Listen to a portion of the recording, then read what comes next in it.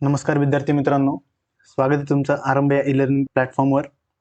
आत्तापर्यंत आपण बुद्धिमत्तेचं काय केलं होतं? जो आपला तिसरा टॉपिक होता, क्रम ओळखणे. त्या तिसऱ्या टॉपिकमधील संख्या मालिका हा पार्ट आपण कव्हर केलेला आहे. आता आपण आकृत्यांची मालिका, चिन्हांची मालिका आणि त्यातील चुकीचं पद ओळखणं, तर या गोष्टींकडे आता आपण लक्ष देणार आहोत. तर व्यवस्थितपणे आता एक एक पार्ट आपला कव्हर करूया. चला तर सुरुवात करूया आता. आकृत्यांच्या मालिकेमधील पहिला प्रश्न पहा. काय म्हटलं आपल्याला? पुढील आकृत्यांमध्ये विशिष्ट प्रकारचा क्रम आहे, तो क्रम ओळखून प्रश्नचिन्हाच्या जागी कोणती आकृती येईल ते शोधा, असं आपल्याला म्हटलेलं आहे. आता जर तुम्ही आकृत्या ह्या नीट व्यवस्थितपणे पाहिल्या, त्याच्यामधला जो मधला बाण आहे तर तुम्हाला जाणवेल पहिल्या आकृतीमध्ये कसा आहे रे, हा डाव्या बाजूला आहे, नंतर याचं तोंड कुठे गेलेलं आहे, वर गेलेलं आहे, नंतर उजव्या बाजूला तोंड गेले, नंतर खाली तोंड गेले. म्हणजे आता परत हे कुठे जाणार, या साईडला तोंड जाणार त्या बाणाचं. मग तशी आकृती पहा खाली उत्तरामध्ये कुठे दिसते, तर फक्त पर्याय क्रमांक 1 आणि पर्याय क्रमांक 4 इथे तशी आकृती आपल्याला दिसते बाणाची. त्यामुळे पर्याय क्रमांक 2 कट झाला आणि 3 कट झाला. आता जर त्रिकोण, इथला त्रिकोण जर पाहिला आपण पहिल्या आकृतीत पहा, इथं त्रिकोण जो आहे याचं तोंड वरच्या दिशेला आहे, नंतर हे तोंड इकडे आलेले, नंतर हे तोंड खाली आलं, नंतर हे तोंड म्हणजे घड्याळामध्ये जसं आपण म्हणू शकतो की इथे हे 12 वाजता होतं, नंतर हे 3 वाजता, नंतर हे 6 वाजता, नंतर हे 9 वाजता, असं या दिशेला तोंड आहे. म्हणजे परत हे तोंड कुठं असलं पाहिजे रे, वर असं तोंड असलं पाहिजे पुढच्या आकृतीमध्ये. तर वर तोंड कुठे पहा, आता इथं आणि इथं दोघींमध्ये जर आपण पाहिलं तर आपल्याला कळतं की हे तोंड वर आहे. इथं तोंड यांनी काय केलं, उलटा काढलाय त्रिकोण, त्याचं तोंड खाली आहे त्रिकोणाचं.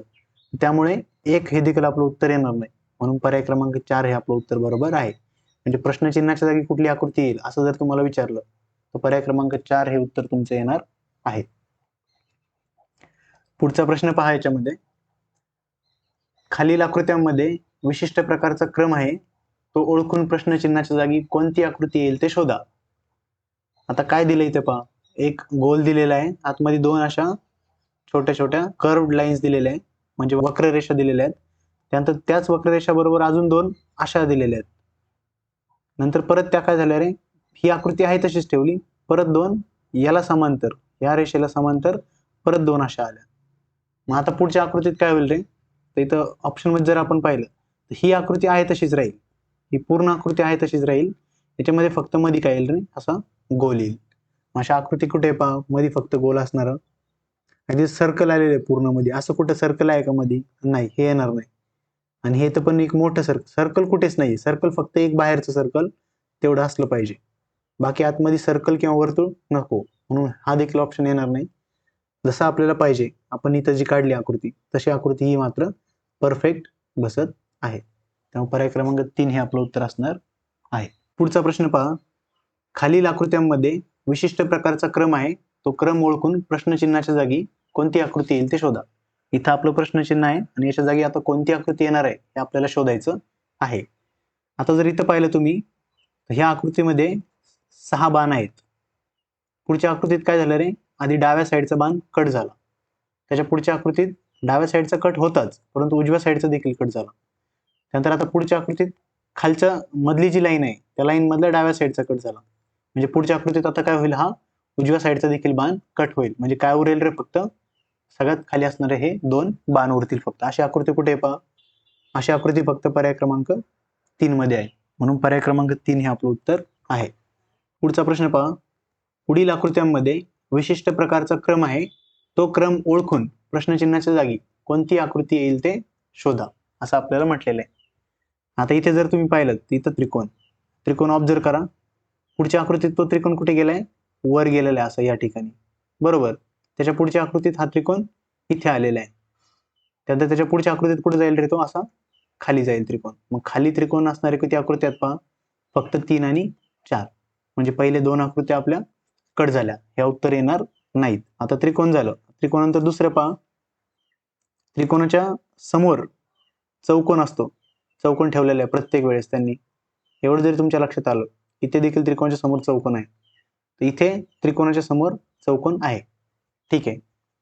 आता म्हणजे ह्याच्यावरनं देखील आपल्याला आपलं उत्तर मिळत नाही. मग आता काय कराल तुम्ही, हे जी फुल्ली आहे, फुल्ली पुढच्या आकृतीत इथे आली, बरोबर, इथे आली पहा. त्यानंतर पुढच्या आकृतीत ती इथे जाणार, इथे आली. आता त्याच्या पुढच्या आकृतीत इथे जाईल, इथे फुली गेली पाहिजे म्हणजे उजव्या साईडला. तर आता दोन आकृत्यामध्ये फुल्ली उजव्या साईडला कुठे रे? फक्त इथे. ही फुल्ली डाव्या साईडला आहे आणि ही फुल्ली उजव्या साईडला आहे. म्हणजे उजव्या साईडला असणारी आकृती आपली बरोबर आहे. म्हणून पर्याय क्रमांक 3 हे आपलं उत्तर आहे. तर आकृत्यांचे प्रश्न तुम्हाला असे सोडवावे लागतील. व्यवस्थितरित्या तुम्हाला पाहावं लागेल ते चिन्ह कसं फिरतंय.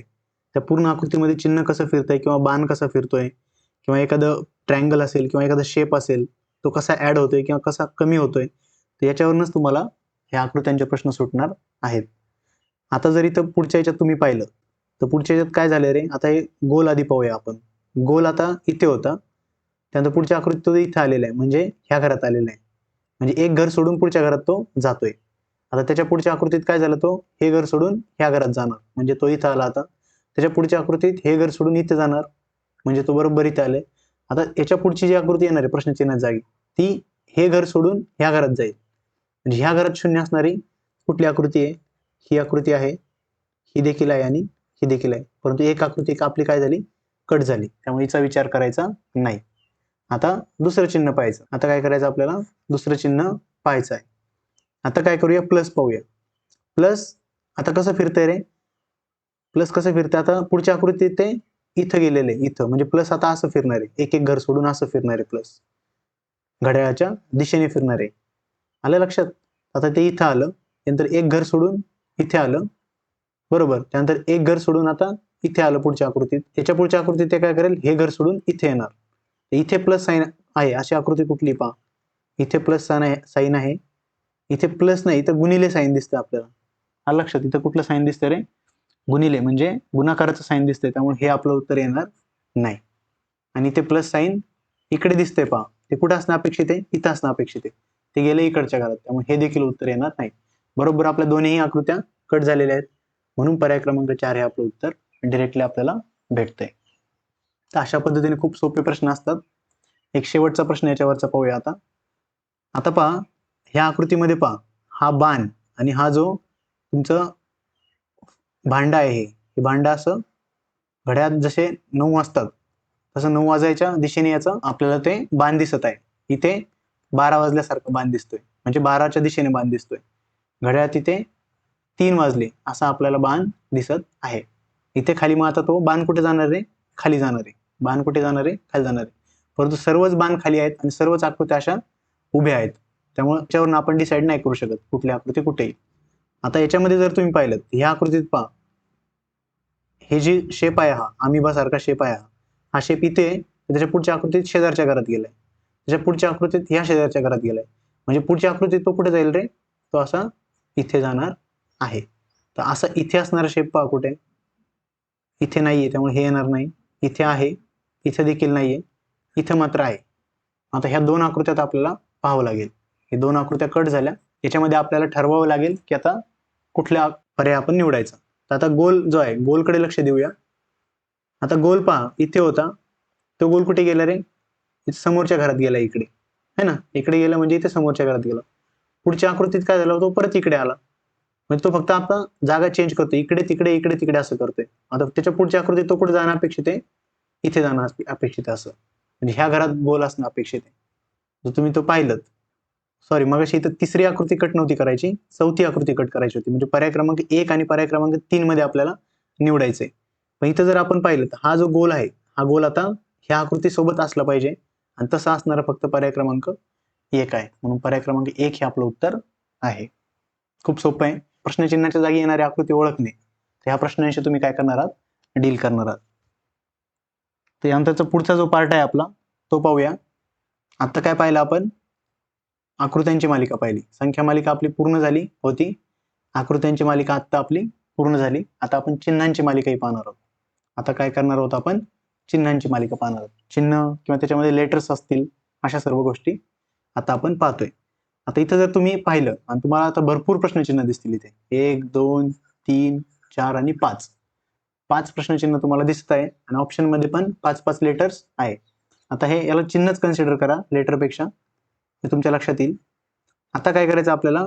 आता इथं पहा प्रत्येक ऑप्शन मध्ये तुम्हाला एम एम एम आणि एम सर्व कॉमन दिसते. म्हणजे डेफिनेटली पहिलं जे आहे चिन्ह त्याच्यामध्ये काय असणार आहे? एम हा असणार आहे.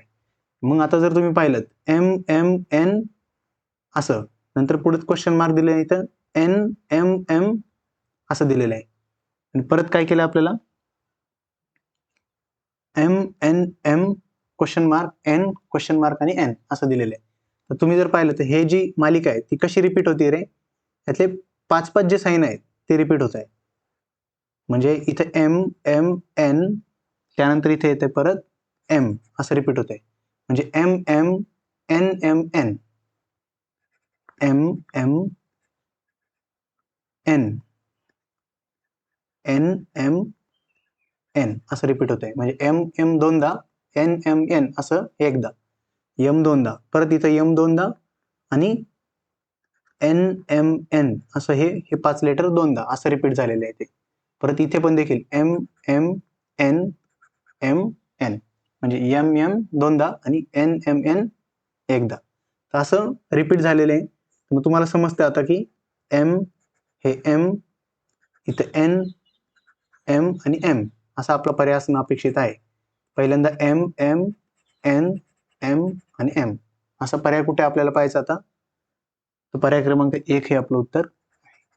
थोडं हे तुम्हाला डिफिकल्ट वाटत असेल, थोडा हा डिफिकल्ट कॅटेगरी मधला क्वेश्चन आहे, परंतु जर तुमच्या एकदा पॅटर्न लक्षात आला की कुठला सेट रिपीट होतोय, किती अक्षरांचा सेट रिपीट होतोय, एवढं जरी तुम्हाला लक्षात आलं तरी तुमचं उत्तर सुटेल.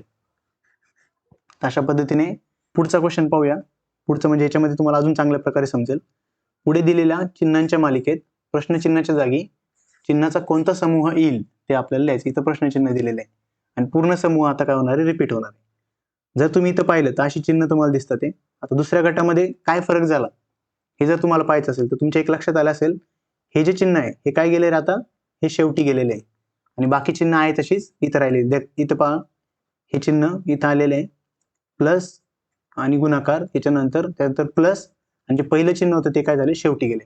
म्हणजे इथं पॅटर्न कसा रिपीट होतोय की जे पहिलं चिन्ह येते ते पुढच्या मालिकेमध्ये ते काय होते, शेवटी जाऊन बसते. आता हे चिन्ह शेवटी जाऊन बसेल, हे चिन्ह शेवटी जाऊन बसलं, फक्त इथं प्लस गुणाकार आणि प्लस हे राहतील आणि पुढं हे 2 चिन्ह येऊन जातील.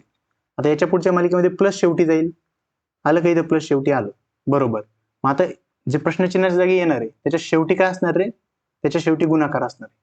जर शेवटी गुणाकार असणार कुठे पाहायचं, इथं नाहीये, इथं पण नाहीये, इथं पण नाहीये, म्हणजे गुणाकार असणार फक्त एकच आहे आणि उरलेली मालिका तशीच येईल. वा, ही उरलेली मालिका तशीच आहे इथे. म्हणजे इथं पॅटर्न फक्त तुमच्या लक्षात आला की पहिलं चिन्ह शेवटी जाऊन बसतंय आणि बाकी आहे तसंच राहते. परत पहिलं चिन्ह शेवटी जाऊन बसतंय, बाकी आहे तसंच आहे. परत असं करत करत शेवटचं जेव्हा प्रश्नचिन्ह जागी तुम्ही काढा तेव्हा पर्याय क्रमांक 4 तुम्हाला मिळून जाईल. अशा पद्धतीने चिन्ह रिपीट होत असतात. आता पुढचं पहा, थोडा वेळ इथं पॉज करा तुम्ही आणि याच्यामध्ये कुठला गट रिपीट होतोय हे पाहण्याचा प्रयत्न करा. प्रश्न तोच आहे आपला की प्रश्नचिन्हाच्या जागी कोणता चिन्हांचा समूह येईल, म्हणजे हे प्रश्नचिन्हाच्या जागी काय काय येईल हे आपल्याला पाहायचंय. ठीक आहे, मी सांगतो तुम्हाला. आता इथे पहा, इथं जर आपण 4-4 गट केले, 4-4 हे तुम्ही ट्रायल अँड एरर करून पाहायचे. आधी 3-3 करून पाहायचे, रिपीट होते का पाहायचं, नसेल तर 4-4 करायचे, नसेल तर 5-5 करायचे. असं तुम्हाला ते करावंच लागेल. म्हणजे किती करायचं हे मी डायरेक्टली आपण नाही सांगू शकत की याचे 3 करायचे, याचे 4 करायचे. पेपरमध्ये तुम्हाला ते सुचणार नाही. मग पेपरमध्ये तुम्ही काय करून पाहणार आहात, आधी 2चा करून पाहणार, 2-2 रिपीट होतात का, नाही. 3 रिपीट होतात का, नाही. मग 4 घेऊन पाहायचे. मग 4 तुम्हाला इथं जाणवेल की 4 रिपीट होत आहे. कसं, इथे पहा, इथं जे साईन आहे ते इथे आहे, परत इथं जे आहे तेच इथे आहे. इथं त्रिकोण असलं पाहिजे, म्हणून इथं काय असलं पाहिजे रे, आता त्रिकोण आणि त्याच्यामध्ये एक डॉट. आणि इथं जर स्टार असेल तर डेफिनेटली या ठिकाणी पण काय असेल रे, स्टार असणार आहे. म्हणजे तुमच्या एवढं तरी लक्षात आलं असेल की जे पहिलं प्रश्नचिन्ह आहे, पहिल्या प्रश्नचिन्हाच्या जागी काय असलं पाहिजे रे, स्टार असलं पाहिजे. पहिल्या प्रश्नचिन्हाच्या जागी स्टार असेल तर पहिल्या पर्यायामध्ये पण पहिलं जे साईन असेल ते स्टार असलं पाहिजे. म्हणजे हा ऑप्शन आपला कट झाला. आता बाकी ऑप्शन मध्ये आपल्याला विचार करायचा आहे. आणि दुसरं जे प्रश्नचिन्ह आहे तिथे काय येणार रे, ट्रायंगल आणि त्याच्यामध्ये डॉट, हे आता आपण काढलं. ट्रायंगल आणि डॉट कुठे आहे, फक्त इथं 2 ठिकाणी आहे, म्हणजे हा देखील ऑप्शन कट झाला. आता 2 पैकी पुढे पाहायचे. आता इथं परत पहा, इथलं वर्तुळ आणि इथलं वर्तुळ, पुढे चौकोन, इथं देखील चौकोन, पुढे त्रिकोण, इथं देखील त्रिकोण. मग उरला काय रे, स्टार. म्हणजे इथं परत काय रिपीट होणार, स्टार रिपीट होणार. मग स्टार कुठे आहे, आता या 2 ऑप्शन पैकी फक्त या ठिकाणी स्टार आहे, म्हणून हा देखील ऑप्शन कट झाला. म्हणून पर्याय क्रमांक 1 आपलं उत्तर आलं. आणि उरलेलं परत मग इथं सुरुवात कशाने होती रे, पुढच्या गटात जर पाहिलं तर सुरुवात वर्तुळाने होती या, म्हणून परत इथे काय असणार आहे, वर्तुळच असणार आणि तेच इथं आलेलं आहे. म्हणून पर्याय क्रमांक 1 तुमचा बरोबर आहे. तर अशा पद्धतीने याच्याशी आपल्याला काय करायचंय, या प्रश्नांची उत्तर द्यायची आहेत. पुढचा प्रश्न पहा आता. खालील चिन्हांच्या मालिकेत प्रश्नचिन्हाच्या जागी चिन्हांचा समूह कोणता येईल? परत इथं प्रश्नचिन्ह दिलेलं आहे, कुठं दिलंय, इथं मध्येच दिलेलं आहे, तर ते आपल्याला काढायचंय. तर तुम्ही व्हिडिओ पॉज करून पहा, मग तुम्हाला उत्तर फाइंड करण्याचा प्रयत्न करा. तुम्हाला भेटते का पहा, नाहीतर मी आता सांगतोयच इथे. ठीक आहे, सांगतो मी तुम्हाला. इथं काय केलं यांनी, जे पहिले 2 सायन्स आहे ते पहिले 2 सायन्स केले रे, काय केले, शेवटी नेऊन टाकलेत. आले की पहिले 2 सायन्स शेवटी, बरोबर. आणि जे इथलं साइन होतं तिसरं, त्याला पहिल्यांदा घेतलंय. म्हणजे स्टार पहिल्यांदा आला, नंतर हा असा भरीव लंबगोल, त्यानंतर चौकोन, आणि जे पहिले 2 सायन्स होते त्याला शेवटी टाकले. अशा पद्धतीने हे पॅटर्न रिपीट होतोय. आता काय होणार, आता याच्या पुढची आकृती कशी असणार, हे 2 सायन्स काय होतील, शेवटी जाऊन बसतील. आले का शेवटच्या आकृतीमध्ये, इथल्या हे 2 सायन्स शेवटी जाऊन बसले. आणि इथलं जे तिसरं लेटर होतं, तिसरं लेटर ते काय झालं, तिसरं म्हणजे हे गोल, गोल काय होऊन बसणार, आता पहिले येऊन बसणार. गोल काय होणार, पहिल्यांदा येऊन बसणार. म्हणजे गोल पहिल्यांदा आलं, बाकी आहे तसंच ठेवायचं. त्याच्यानंतरच्या जी आकृती येणार आपली प्रश्नचिन्हात जागी, तिचं काय होणार आहे, हे 2 सायन्स शेवटी असणार. गोल आणि चौकोन, वर्तुळ आणि चौकोन हे शेवटी असलं पाहिजे. तर वर्तुळ आणि चौकोन शेवटी असणार कुठला ऑप्शन पहा, इथं वर्तुळ चौकोन आहे, इथं वर्तुळ चौकोन आहे, इथं वर्तुळ चौकोन आहे, इथं मात्र नाही. त्यामुळे पर्याय क्रमांक 4 आपला कट झाला, बरोबर. त्यानंतर आपण काय म्हटलं रे, हे जे चौथं लेटर आहे ते किंवा चौथं चिन्ह आहे ते पहिल्या नंबरला येऊन बसतं, बरोबर. पहिल्या नंबर आल्यावर स्टार सर्वात आधी आलं पाहिजे. सर्वात आधी स्टार किती ठिकाणी, फक्त या ठिकाणी, इथे स्टार नाही, म्हणून हा ऑप्शन कट झाला. आणि बाकी उरलेलं आहे तसंच. म्हणजे काय रे, स्टार नंतर काय येणार, हा रक्ताच्या बिंदू सारखा भाग येणार. स्टार नंतर रक्ताचा बिंदू फक्त इथं येतोय, म्हणून पर्याय क्रमांक 3 आपलं उत्तर आलेलं आहे. तर अशा पद्धतीने तुम्ही व्यवस्थितरित्या या प्रश्नांची उत्तर देऊ शकता. फक्त तुम्हाला काय करायचं, ऑब्झर्व करायचं, कुठला पॅटर्न रिपीट होतोय किंवा त्याच्यामध्ये काय संबंध लागतोय. एवढं जर तुमच्या लक्षात आलं तरी तुम्हाला ते उत्तर जमणार आहे. पुढचा प्रश्न पहा आता. काय म्हटलंय, खालील चिन्हांच्या मालिकेत प्रश्नचिन्हांच्या जागी येणारा गट पर्यायातनं निवडा. आता इथं पण तुम्हाला दिसत असेल पहा, इथलं जो पहिलं साइन आहे ते काय होते रे, शेवटी जाऊन बसतंय. आलं का, बाकी आहे तसंच, पहिलं साइन शेवटी आलं. आता इथं पण काय होणार, पुढची आकृती येताना जे प्लस आहे ते शेवटी जाऊन बसणार. दिसतंय का, इथे शेवटी येऊन बसलं.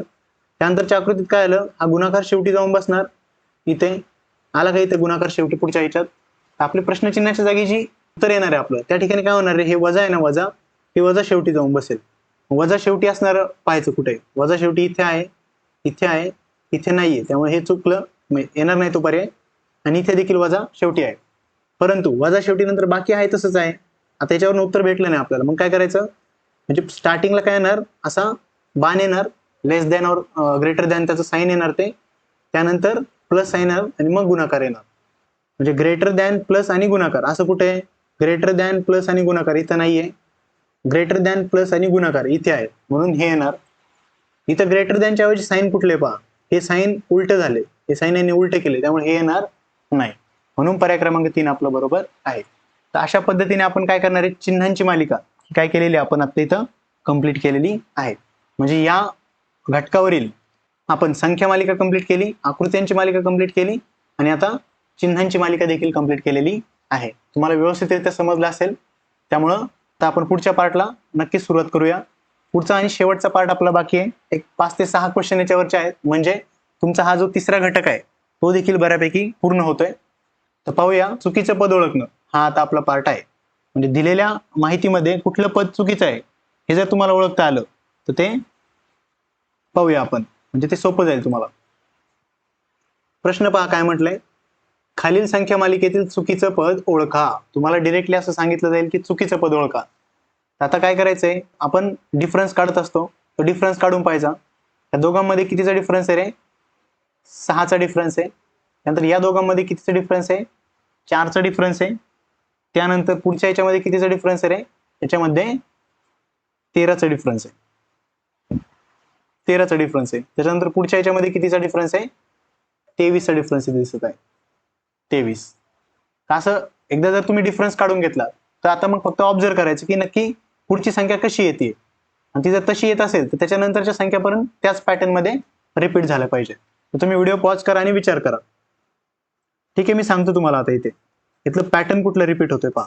जसं आपण प्रश्नचिन्हाच्या जागी येणारी संख्या शोधत होतो तसंच आता फक्त चुकीचं पद आपल्याला ओळखायचंय. जर तुम्ही इथं पाहिलं तर 6 गुणिले 1 म्हणजे किती रे? 6. 6 गुणिले 1 6. आला का तो डिफरन्स? आला. 2 गुणिले 2 म्हणजे 4. 2 दुने 4. तोच आलेला आहे इथं. 6 गुणिले 2 किती रे? 12. परंतु इथे काय आले रे? 13 आले. म्हणजे इथं 12 मिळवणं अपेक्षित होतं. पॅटर्न काय सांगतो आपल्याला? अंकांचा गुणाकार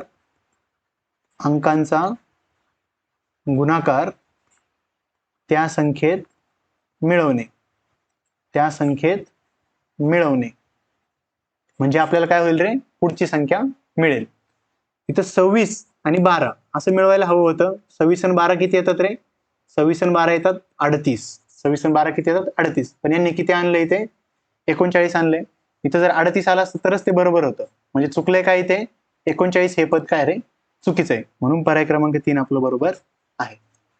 हे लॉजिक बऱ्याच ठिकाणी युजफुल आहे. तुम्ही लक्षात घ्या. म्हणजे तुम्ही हे जर लॉजिकची जर प्रॅक्टिस केली तर परीक्षेमध्ये देखील तुम्ही हे जर वापरलं आणि तुमचं उत्तर आलं तर तुमचाच त्याच्यामध्ये फायदा आहे. आता सर आपण इथं जर 38 घेतलं तर पुढचं आपलं बरोबर आलं पाहिजे. म्हणजे पुढची 62 संख्या बरोबर आली पाहिजे तरच आपण म्हणायचं हे आपलं लॉजिक बरोबर आहे. तर आपण काय करूया? 8 त्रिक किती होतात रे? 24. 8 गुणिले 3 अंकांचा गुणाकार करायचा ना. 8 त्रिक 24. आता 24 काय करायचं? ह्या 39 मध्ये मिळवायचं. 24 काय करायचं? 39 नाही 38 मध्ये मिळवायचं, कारण आपली नवीन संख्या 38 आली ना. हे मिळवल्यानंतर 62 येते का ते पाहायचं. 8 आणि 4 किती? 12. हातचा आला 1. 3 आणि 2 5. 5 आणि 1 6. आलं का 62? आलं. तसंच पुढचं जरी करून पाहिलं तुम्ही, 6 गुणिले 2 किती होतात रे? 12 होतात. तर 62 मध्ये जर 12 मिळवलं, 62 मध्ये 12 मिळवलं तर किती येतात? 2 आणि 2 4, 6 आणि 1 7. आलं 74. अशा पद्धतीने तुम्ही ना चुकीचे पद कुठले हे डेफिनेटली फाइंड करू शकता. त्यामुळे पर्याय क्रमांक 3 हे उत्तर आहे. पुढे पाहूया. पुढील संख्या मालिकेमध्ये चुकीचे पद ओळखा. काय दिलंय इथं तुम्हाला? 2 दिलंय, 7 दिलंय, 28 दिलंय, 64 दिलंय, 126 दिलंय, 215 दिलेलं आहे. तुमची जर घनसंख्या पाठ असेल तर तुमच्या एक गोष्ट लक्षात येईल. याच्या जवळची वर्गसंख्या कुठली रे? 1. याच्या जवळची कुठली आहे? 8. 28च्या जवळची 27. 1 चा घन क्यूब, 1 चा क्यूब किती येतो? 1. 2 चा क्यूब 8. 3 चा क्यूब 27. 3 चा क्यूब 27. तर हे तुमचं पाठ पाहिजे. नंतर 64. याच्या जवळचा घनसंख्या देखील काय रे? 64. ही 64 संख्या आहे. याच्या जवळची घनसंख्या कुठली आहे? 125. आणि याच्या जवळची 216. हा 1 चा घन आहे, हा 2 चा, हा 3 चा, हा 4 चा, हा 5 चा आणि हा 6 चा घन आहे. हे तुमच्या जर लक्षात आलं. इथे पहा, इथं 1 च्या घनामध्ये 1 मिळवलं की 2 येऊन जातं. त्याच्या पुढच्या संख्येमध्ये 2 च्या घनामधनं 1 वजा करायचं. 2 च्या घनामधनं 1 वजा करायचं. त्याच्या पुढे काय होतंय? 3 च्या घनामध्ये 1 मिळवायचा. म्हणजे 27 मध्ये 1 मिळवलं की 28 येतं. पुढच्या संख्येमध्ये काय व्हायला पाहिजे होतं? 4 च्या घनामध्ये 1 कमी करायला पाहिजे होतं. म्हणजे 64 वजा 1 बरोबर 63 अशी ती संख्या पाहिजे होती. परंतु त्यांनी काय दिलं तिथं? 64च्या 64 दिलेलं आहे. त्यामुळे हे काय आपल्या गटामध्ये बसत नाही. आता इथं वजा केलं ना आपण 1, पुढच्या याच्यात काय करायचं रे? ऍड करायचंय. 125 अधिक 1 बरोबर आहे, ऍड केलं. पुढच्या याच्यात वजा केले पहा, 216 वजा 1 215. म्हणजे इथं कुठलं पद हे गटात बसत नाही, तर 64 हे पद मात्र आपल्या गटात बसत नाही. त्यामुळे पर्याय क्रमांक 2 हे आपलं उत्तर आहे. तर अशा पद्धतीने चुकीचं पद ओळखणं या प्रश्नांना तुम्ही काय करणार आहात? सोडवणार आहात. पुढचं पहा, आता याच्यामध्ये काय सांगितलं आपल्याला? 3 आणि 4. 4 नंतर 6, 6 नंतर 10, 10 नंतर 22, 22 नंतर काय होतं रे? 34. तर नेहमीप्रमाणे मी तुम्हाला सांगितल्याप्रमाणे काय करायचं? आधी फरक काढून पाहायचा. फरकाने ते सिरीज सुटते का? 3 आणि 4 मध्ये 1 चा फरक आहे. 4 आणि 6 मध्ये 2 चा फरक आहे. 6 आणि 10 मध्ये 4 चा फरक आहे. आता हा फरक जर पाहिला तर हा फरक काय होतोय रे? दुप्पट होतोय. 1 चे दुप्पट 2, 2 चे दुप्पट 4. पुढच्या याच्यात कितीचा फरक असायला हवाय रे? 4 चे दुप्पट 8 असा फरक असायला हवाय. पण तो फरक किती येतोय पहा? 12चा फरक येतोय. बरोबर. म्हणजे 10 नंतर 10 मध्ये 8 मिळवलं की इथे किती यायला पाहिजे? 18 यायला पाहिजे. पण तिथं आलेलं आहे 22. आता पुढे ते जुळतंय का पाहून घेऊया. परंतु 18 आणि जर 34 मधला फरक आपण काढला तर तो येतो 16. म्हणजे 8 गुणिले परत 2 असं जुळतंय. म्हणजे इथं 18च पाहिजे होतं. तरच तो आपला फरकाची दुप्पट. इथं पॅटर्न काय रिपीट होतंय? फरकाची दुप्पट. बरोबर. फरकाच्या दुपटीने दुपटीने संख्या वाढत आहे. संख्या वाढत आहे. तिथं फरक दुप्पट होत चाललाय. हे जर तुमच्या लक्षात आलं तिथं तुमचं 18च आलं पाहिजे. म्हणजे 22 हे पद काय रे? चुकीचं आहे. हे तुमच्या लक्षात येईल. त्यामुळे पर्याय क्रमांक 3 हे तुमचं उत्तर आहे. त्यानंतर पुढचा प्रश्न पहा. खालील संख्या मालिकेतील चुकीचं पद ओळखा. खालील संख्या मालिकेतील चुकीचं पद ओळखा. आता जर इथं तुम्ही पाहिलं 1/3 पुढे दिलेले आहे 3/6, त्यानंतर 5/11, त्यानंतर 7/17, 9/27 आणि 11/38. 1/3 नंतर काय केलं यांनी? इथली संख्या काय केली रे? इथे घेतलेली आहे. त्यानंतर 3 आणि हे 3 दोन्ही मिळून काय झालं? 6.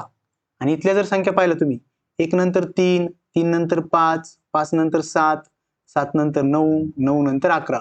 म्हणजे ह्या विषम संख्या सर्व इथं अंशस्थानी घेतलेल्या आहे. अंशस्थानी कुठल्या संख्या आहेत रे?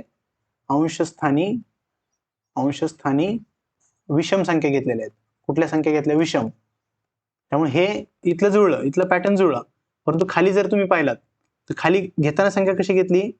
इथला छेद आणि इथला अंश यांची बेरीज म्हणजे 3 अधिक 3 6, परत 6 अधिक 5 11, 11 अधिक 7 किती यायला पाहिजे रे? 11 आणि 7 किती होतात? 18 होतात. पण त्याने घेतले काय इथे? 17 घेतले. इथं 18 यायला पाहिजे होतं. मग तर पुढचं आपण इथं 18 घेऊन पाहिलं. 18 आणि 9 किती येतात रे? 18 अधिक 9, 9 आणि 8 17, 1, 1 आणि 1 2 म्हणजे 27. 27 आलं का? आलं. परत 27 अधिक 11 पुढचं जुळतंय का पहा. 27 अधिक 11, 7 आणि 1 8, 2 आणि 1 3, 38. आलं 38. म्हणजे हे देखील जुळलं. म्हणजे इथं किती यायला पाहिजे होतं रे? 18च यायला पाहिजे होतं. त्यांनी काय घेतले? 17. इथं यायला पाहिजे होतं 18, त्यांनी घेतले 17. म्हणून हा पूर्ण अपूर्णांक चुकलेला आहे किंवा हे पद चुकीचं आहे. 7/17 कुठे दिसतंय तुम्हाला? हे रब करतो म्हणजे दिसेल. 7/17 कुठे दिसतंय रे तुम्हाला? 7/17 इथे पर्याय क्रमांक 3 मध्ये दिसत आहे. तर हे पद चुकीचं आहे. असं अंशाचं आलं तर असं लॉजिक लावायचं. पुढचा प्रश्न पहा. इथं 11, 27, 51, 83, 102 आणि 171. आपण काय करणार? यांच्यातला फरक काढून घेणार आहे आधी. 11 आणि 27 यांच्यामध्ये कितीचा फरक आहे रे? 11 आणि 27 यांच्यामध्ये फरक आहे 16चा. यांच्यामध्ये फरक आहे 16चा. नंतर 27 आणि 51 याच्यामध्ये फरक आहे 24चा. याच्यामध्ये फरक आहे 24चा. परत 51 आणि 83 याच्यामध्ये फरक आहे 32चा. त्यानंतर मात्र अचानक याच्यामधला फरक किती होऊन जातो? हा 19 होऊन जातोय. आणि त्याच्या पुढचा फरक येतो तो 69चा. कितीचा? 69चा. म्हणजे इथपर्यंत जर तुम्ही पाहिलं तर हा जो फरक आहे 16, 24, 32 हा 8च्या पटीतील आहे. एवढं लक्षात आलं तुम्हाला? 8 दुने 16, 8 त्रिक 24, 8 चौक 32. इथं जो फरक यायला पाहिजे होता तो किती पाहिजे होता रे? 8 पंचे 40 असा तो फरक पाहिजे होता. इथं आपण जर फरक 40 घेतला, 19 घ्यायचं नाही आता आपण 40 घ्यायचा. तर ते करून पाहूया. तर ही संख्या वाढत चाललेली आहे म्हणून 83 मध्ये आपण 40 मिळवणार म्हणजे पुढची संख्या आपल्याला मिळेल. 83 मध्ये जर आपण 40 मिळवलं पुढे काय येतं पहा. 3 आणि 8 आणि 4 12. इथं संख्या काय यायला हवी होती रे? 123 यायला पाहिजे होती.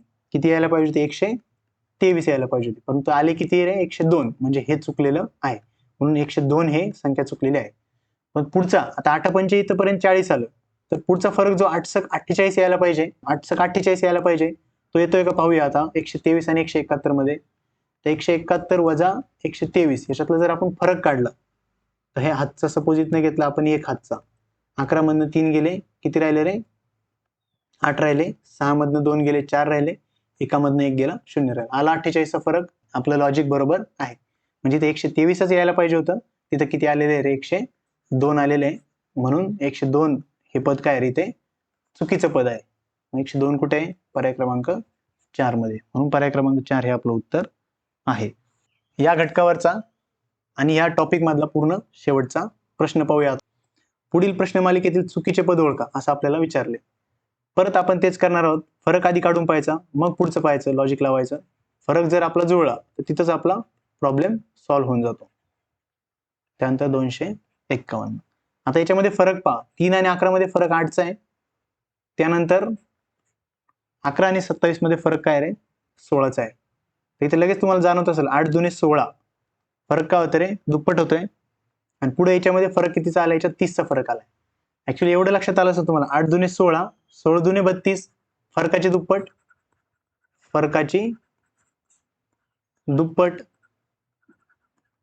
याने काय होतं रे? ती संख्या वाढतीये. म्हणजे इथं 32 यायला पाहिजे होतं, ते किती आलेले रे? 30 आलेले आहे. तर मग इथं जर 32 घेऊन पाहिलं आपण फरक, 32 घेतली तर इथली संख्या काय यायला पाहिजे? ही बदलेल संख्या. आणि ती कशी काढायची? या संख्या वाढत चालल्यात ना, म्हणून 27 मध्ये 32 मिळवायचं. 27 मध्ये जर 32 आपण मिळवलं, 7 आणि 2 9, 2 आणि 3 5. इथे 59 अशी संख्या येणं अपेक्षित होतं, तर ती 57 आलेली. तर 59 घेऊन आपलं लॉजिक, आता 32 दुने 64चा फरक आला पाहिजे इथे. कितीचा? 64चा फरक आला पाहिजे ह्या दोन संख्यामध्ये. तर ते आपण काढून पाहूया. कुठल्या दोन संख्यामध्ये? 123 आणि 59, याच्यामध्ये 64चा फरक आला पाहिजे. तो काढून पाहूया. 123 वजा 59, 3 मधनं 9 जात नाही म्हणून हातचा घेतला, इथे राहिले 1, इथे झाले 13. 13 मधनं 9 गेले 4, एकामधनं 5 जात नाही म्हणून हातचा घेतला, इथे झाले 11, 11 मधनं 5 गेले 6. आला का 64चा फरक? आला. म्हणजे आपलं जे लॉजिक होतं, फरकाचे दुप्पट, 8 दुने 16, 16 दुने 32, 32 दुने 64, हे बरोबर इथं बसतं. म्हणजे ते 57 याच्या ऐवजी काय यायला पाहिजे होतं? 59, पण आले 57, म्हणून 57 हे काय रे? चुकीचं पद आहे. म्हणून पर्याय क्रमांक 2 हे आपलं बरोबर आहे. तर अशा पद्धतीने जो म्हणजे बऱ्यापैकी आकड्यांवरचा जो खेळ आपण म्हणतो, तर आकड्यांशी तुम्हाला इथं भरपूर खेळायला लागणार आहे. तर आकड्यांशी खेळताना बऱ्यापैकी तुम्हाला अवघड जात असेल, परंतु एकदा तुम्ही प्रॅक्टिस केली किंवा आपण जे तुम्हाला प्रॉब्लेम देणार आहोत नंतर, तर ते प्रॉब्लेम एकदा तुम्ही व्यवस्थित सोडवले तर तुम्हाला ह्या गोष्टी बऱ्यापैकी सोप्या होऊन जातील. तर अशा पद्धतीने आपलं चुकीचं पद ओळखणं, चिन्हांची मालिका, आकृत्यांची मालिका आणि संख्या मालिका हे देखील आपलं पूर्ण झालेलं आहे. तर आपल्या सर्वांना माहिती की आपण 5वी आणि 8वी दोन्ही शिष्यवृत्ती परीक्षेची तयारी आपण करून घेत आहोत आपल्या ई क्लासद्वारे. अशा पद्धतीने त्याचे हे सर्व वैशिष्ट्य आहेत. परीक्षाभिमुख तयारी तुमची होईल इथे. तसेच मागच्या 7 वर्षाच्या PYQs त्याच्यामध्ये आपण समावेश केलेला आहे. त्यानंतर प्रत्येक घटकावर सरावासाठी प्रश्न वगैरे किंवा रेकॉर्डेड व्हिडिओज आहेत, ते तुम्ही कधीही आणि कितीही वेळा तुमच्या सोयीनुसार ते पाहू शकता. आणि जे कोर्स विकत घेतात त्यांना आपण टेस्ट सिरीज देखील मोफत देणार आहोत. तर अशा पद्धतीने तुम्ही आपल्या अभ्यासाची तयारी जशी चालली तशी चालू ठेवा. धन्यवाद.